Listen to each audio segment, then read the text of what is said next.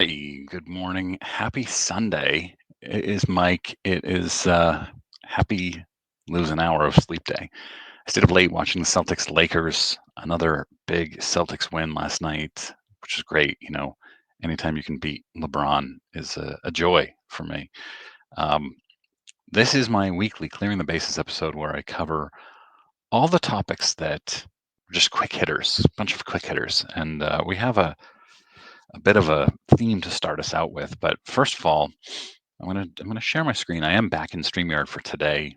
I haven't quite figured out Restream yet, but share my screen. We'll jump right in and get started. First, I want to say congrats to Sammy Thunder hitting 3,000 subscribers on YouTube. Good for him. Great guy. Great member of the YouTube vintage community. Next up, before I get started, also, I am selling some cards in my newsletter at junkwaxhero.com. This Bill Ripken FF Error PSA 10 and a bunch of others, I guess 5 others maybe. So if you want those, they are going to be cheaper than you can find them on eBay in most cases. Go to my uh, junkwaxhero.com website and help me avoid this type of thing from happening because I'm going to send them to PSA if I don't sell them this week. PSA lists them, and here's this. I don't even know what this is, but PSA should know better. 2024 Orange Paul Skeens, June 25th. I guess it's number 6 of 25, right? PSA 10, and that's it. It's the weakest listing title ever. Okay, so here's my main story for the week. And this is 4 years old, and apparently this has been known for a while. I wasn't aware of it, and didn't see anything out on YouTube about it, so I figured I'd cover it. Casey McDonough, who's new on Twitter, I guess, or she's kind of a new influencer, tweeted this out. You got a old cut signature of Henry the Fourth of says here, King of England. And you can barely read the signature on the card, but it's for sale on eBay. It's listed at 100 grand, but the seller was sending out offers for 25,000.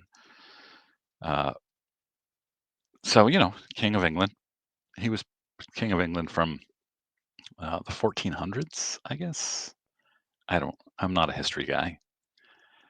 But then somebody says, Zworikin says, I don't think that's a Henry IV of England signature.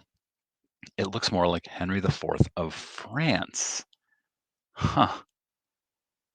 And then this guy, Brian Collects, says he's been mentioning it since Topps screwed it up 4 years ago. They never responded, obviously, because Topps isn't going to respond to things like that. And the seller isn't going to change the title because no one ever knows there was a French Henry IV. Yeah, much, much lesser known Henry IV. I'm saying that. I don't really know myself.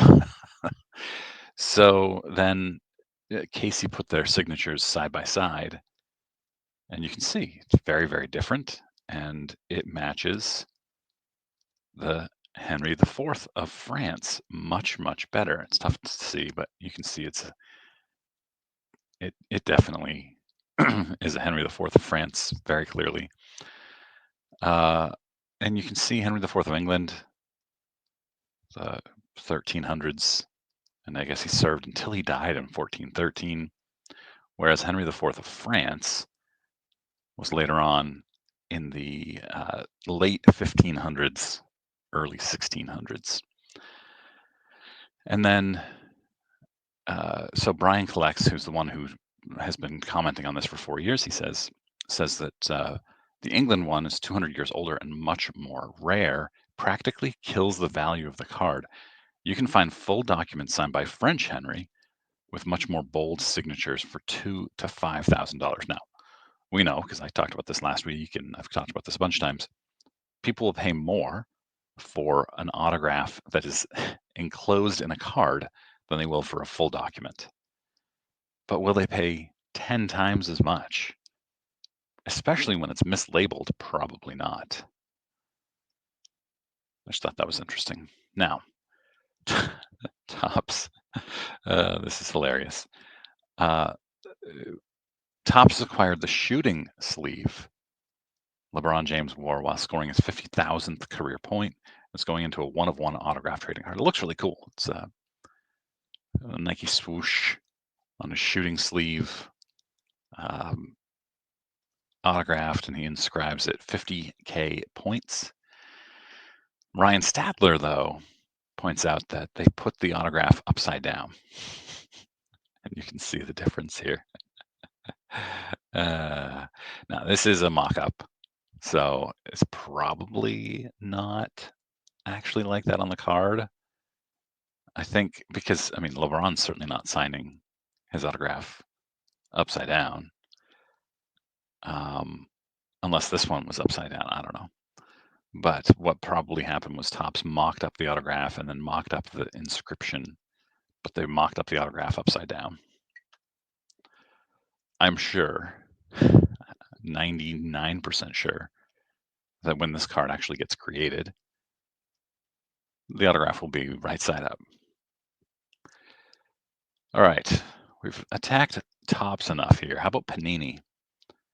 Whoops, let's keep these side by side. So, two different patch cards from 2018 Flawless Collegiate, number 4 of 5 and number 5 of 5. They have the same exact patch. They are noted to be player worn, but should they have the same patch?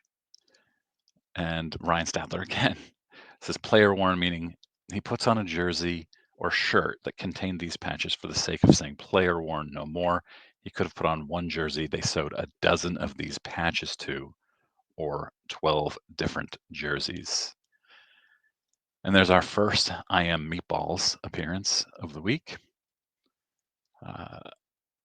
And then Auburn 35. They teamed up. Different player, but the patch auto from the set appears to be using at least two of the same patches. You can see here we've got some matches. There's this one. No, there was another one too. There's some matches. Oh yeah, I guess this might have been it right here. So does that affect what you feel about the set and these patches? I'm not a patch guy, but it would definitely, if I were, it would devalue these cards. Oh, you know what? Okay, I had to pause for a minute because I realized I hadn't enlarged my screen. Hopefully you can see this a little bit better now. Remember, speaking of patches, a couple, 3 weeks ago, I did the story about the guy who was removing napkin swatches out of cards and replacing them with really cool looking patches. Well, he had his listings removed from eBay after a bunch of us covered it on YouTube, and he got very upset. And now he has, I guess, fixed it by removing where it says game used memorabilia here. You can barely see it. Now it's gone. Sorry, I'm getting a little froggy in my throat here. Game used memorabilia, and now no mention of game used memorabilia. So uh, it's good change, I guess. Still think he should be stamping the back.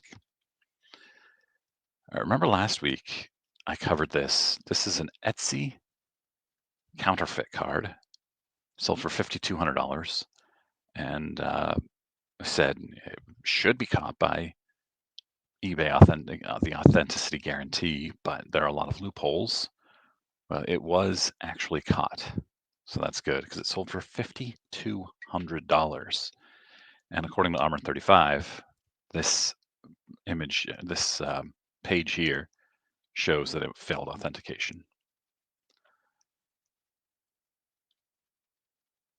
All right, well, a little positive Tops news here. So, Aryeh, I'm not sure how to pronounce this name, but he pulled this Wyatt Langford, and it had some damage to it. I guess it's maybe this down here. This looks almost like a Oh man, I can't even think this morning. I didn't get enough sleep. It's a wrinkle, I guess. And so he reached out to Topps, and Topps offered him these as replacements.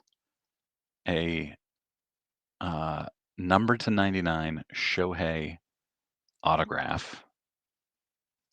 And apparently it's a rookie. Is this the rookie symbol? I guess it is. It's tough to tell in the light.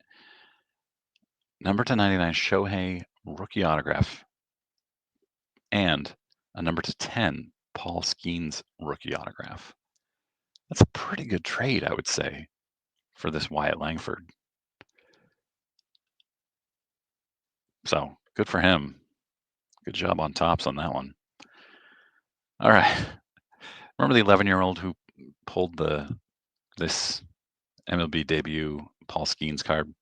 It's now up to $550,000 plus buyer premium, which I think puts it at 660, if I remember correctly. It's a 1010, and we are getting, if you're on any social media, you're getting updates every time the bidding goes up, and that is a lot.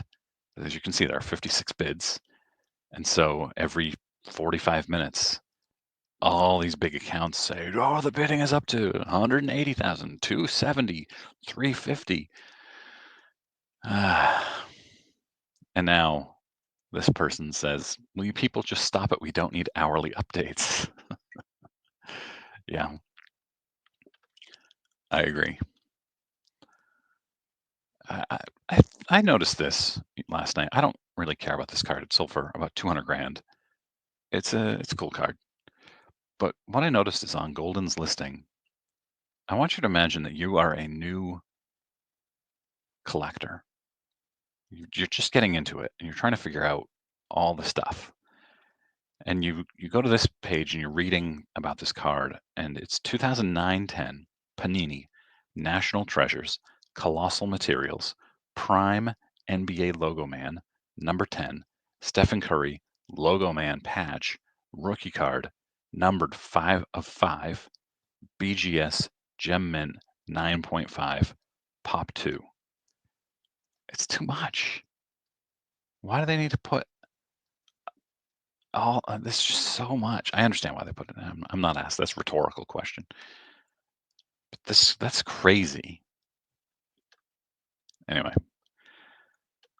here's a really, really beautiful 52 tops mantle.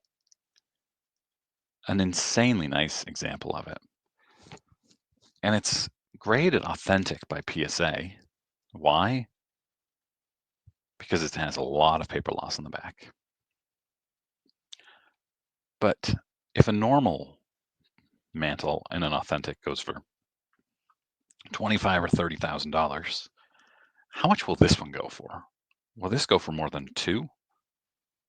More than a three? I don't know. But this is like my 48 leaf, sorry, 49 leaf Ted Williams, which is authentic, or maybe it's a one, I don't remember. We're very similar back, but the front is amazing.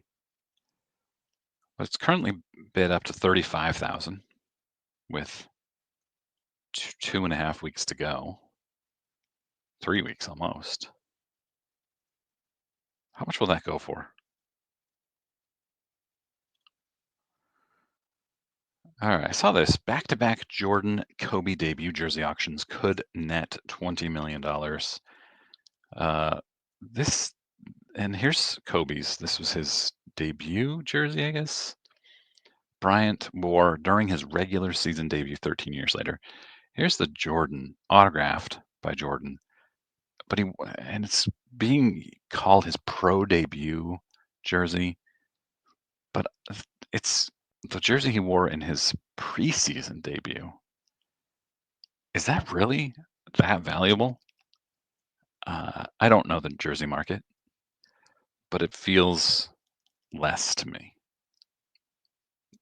A jersey somebody wore in a preseason game isn't that important to me. And not that, and again, I don't collect jerseys, so I wouldn't know really, but it just seems unusual.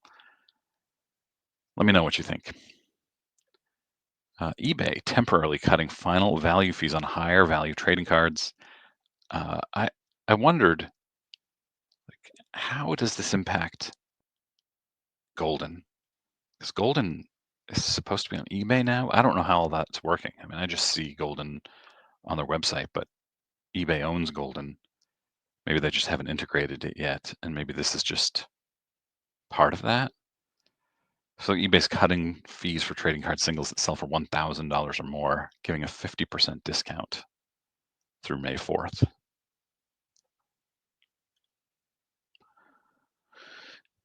Quantity of trading cards being graded continues to soar. 1.93 million trading cards were graded in February. I understand that a lot of this is Pokemon driven. PSA graded 1.44 million cards, less than half of which were sports cards. Whereas SGC, like 99% of theirs, 98% were sports cards. Huh. It's a lot of cards. And then 65% of the sports cards grading activity was for cards issued within the last 5 years. And 44% were given a PSA 10.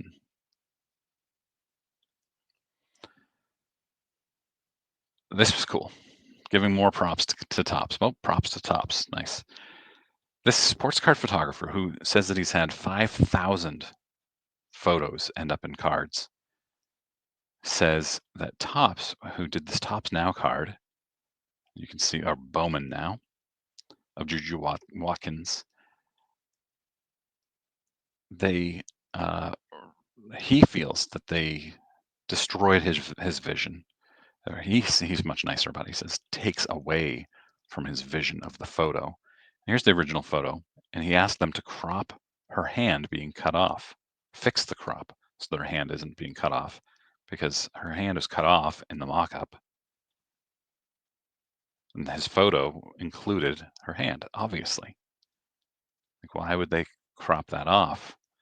And Topps said, okay, we have done that. And they're also going to send him a couple copies. So that's cool. That's good PR by Topps. And then Collect wrote a great article about it. Speaking of my newsletter, I'll link this. Ben Burrows is great. I'll link this in my newsletter this week too. It's a story about they interviewed the author about it. Another thing going in my newsletter, rare autographed baseball collection turning heads. You've got Babe Ruth, you got Ty Cobb. I'll put that in my newsletter. Also, this uncut sheet of rare 1960s. It's the 1961 Topps dice game. Uncut sheet. Here's the mantle. This is maybe the rarest mantle. I did a video on it a couple of years ago. Here is the close-up of the mantle. So uncut sheet of this, which is really cool, in my newsletter. Also this Badge of Honor ticket from the 1934 Masters is the jewel of Marcus Burnell's collection. Here he is. It's a great story. Put it in my newsletter. Now to a couple of auction items. We have 49 Leaf Jackie, PSA 8, currently at 189,000 with buyer's premium. I'm not nitpicking because I'm not in the market for even a one or an authentic right now. But if I were in the market for an 8, I wouldn't buy one that was this off center. That's just me. Love these vintage boxes. You got a 1971 Topps Baseball Third Series wax box with 24 unopened packs, sealed by BBCE. Very cool. Current bid at $54,000. Here's another I Am Meatballs appearance. If you missed out on the Cheeto, remember the Cheeto Zard went for $88,000 last week, I think. He says, don't worry, there's more Cheeto investments, Cheeto art investments to be had at eBay. Yeah, this is a $1 million fish or chicken nugget shaped crunchy Cheeto. Baby seal shaped Cheeto. I gotta start looking through my Cheetos. And then here's Arnold Schwarzenegger one. These people are crazy. All right, tag. Every time tag is mentioned in a video title or description, tag bots come out. I mean, I will get a dozen comments from people. I'm sorry, no.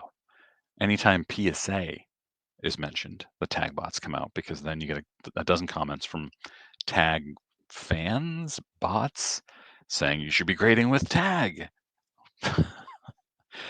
Tag announced that they are inundated. So apparently these posts are working, inundated with submissions, and they have to make some changes. Like the 1,000-point scale is only going in its highest tiers. So they're trying to speed things up so people get their cards back quicker. Understandable. And then Neo shares this tag grading community post from an investor and partner at Tag.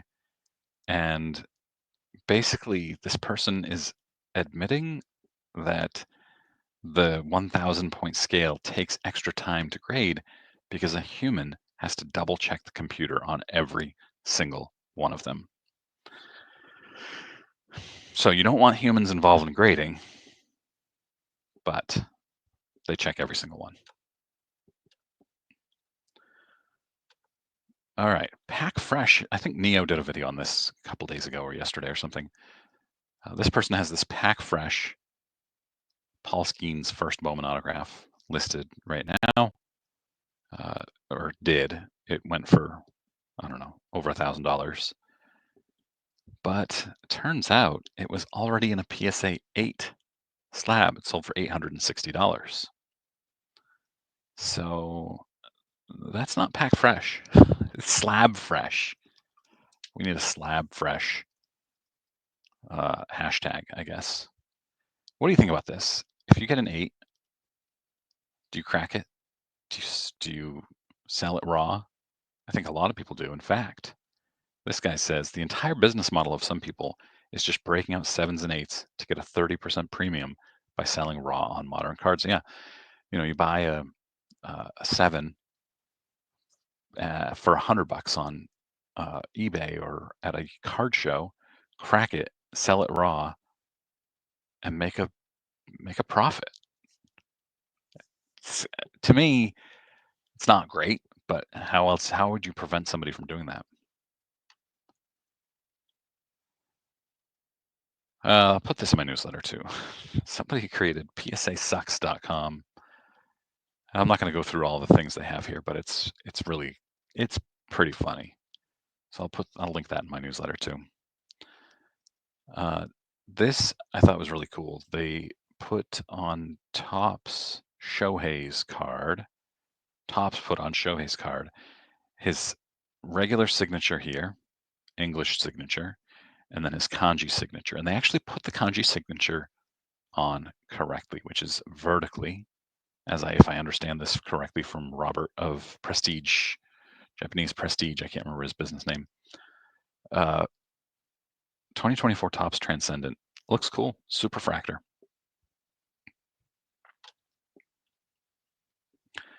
Mike Summer. This is probably somebody I'm going to get comments invariably saying, everybody knows this. Here's the 85 Fleer. Sorry, 85 Fleer update. Gary Carter. And it appears to be the same photo as used on the 89 Fleer box. That's a good find by Mike Summer, I would say. I know nothing about wrestling, but sometimes I get comments like, why don't you do wrestling stuff? Why don't you do hockey stuff? So I figured I don't even know who Travis Scott is. Of course, I've heard of John Cena and The Rock, but this was massive on hobby Twitter about a week ago. I don't know what this means. I'm just sharing it because I'm sure that I have some wrestling fans.